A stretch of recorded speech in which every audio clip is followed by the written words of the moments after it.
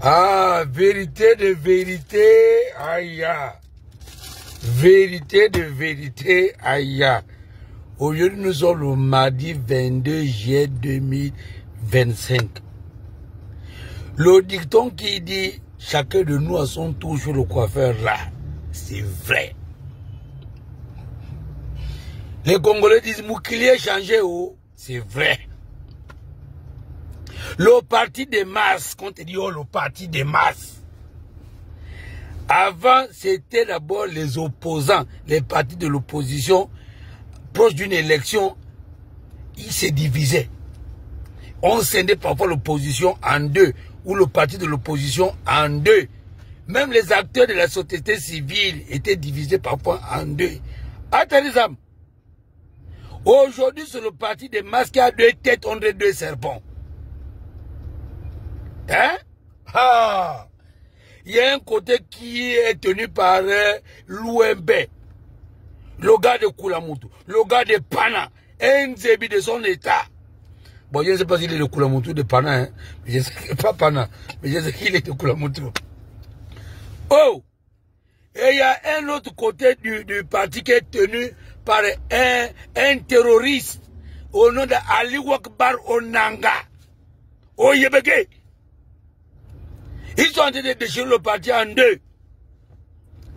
Mais il y a un expatrié qui veut contrôler le parti. Il se trouve en Angola. Ali Ben Bongo Ndimba.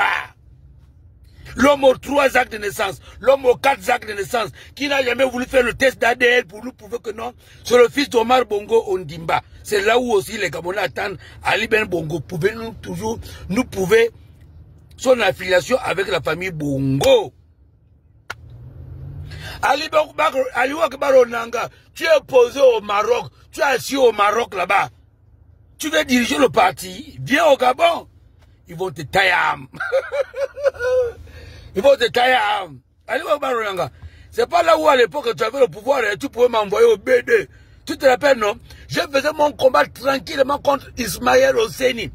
Parce que je le disais que c'est inacceptable que le président du Conseil islamique au Gabon soit un Béninois. Nulle part ailleurs. Vous qui avez fait l'école islamique là, dites-moi un peu. C'est dans quel pays là où le Conseil islamique est détenu par un Gabonais?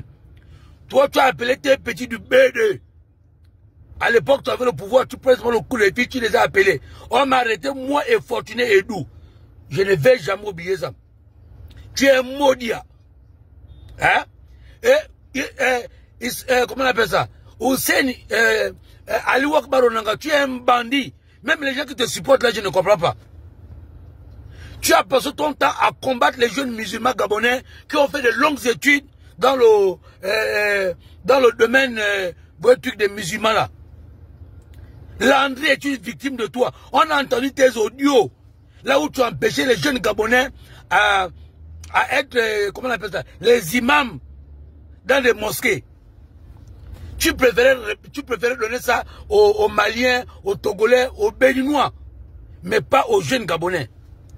Mais je suis quand même déçu de savoir que tu veux prendre la tête du PDG, soit disant qu'Ali Ben Bongo t'a donné, si c'est quoi.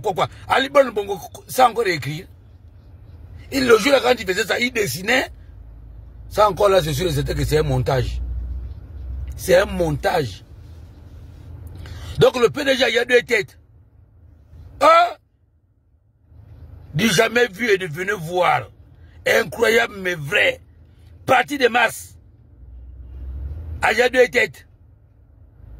Non, mais peuple gabonais, je vous demande d'aller soutenir l'UMB. D'aller soutenir l'UMB. Parce que l'UMB, c'est un digne fils du pays. Même si, je ne sais pas que je pense à part, hein. Je n'aime pas le PDG.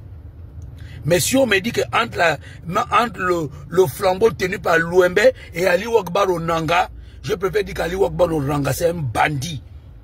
C'est un bandit. Ali Wakbar Onanga, c'est un bandit. C'est un terroriste. Il a encouragé les musulmans expatriés à être à la tête de nos musulmans. Et moi, il m'a envoyé en prison par un coup de fil. C'est les enfants du B2. Tout le monde dit que si tu es ici là, c'est à cause d'Ali Wakbar Onanga.